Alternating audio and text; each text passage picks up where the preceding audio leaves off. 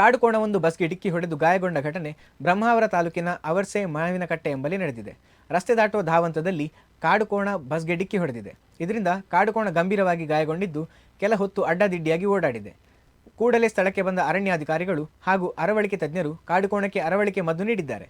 ಬಳಿಕ ಹೆಚ್ಚಿನ ಚಿಕಿತ್ಸೆಗಾಗಿ ಮಣಿಪಾಲದ ಪಶು ಆರೈಕೆ ಕೇಂದ್ರಕ್ಕೆ ಸಾಗಿಸಲಾಯಿತು.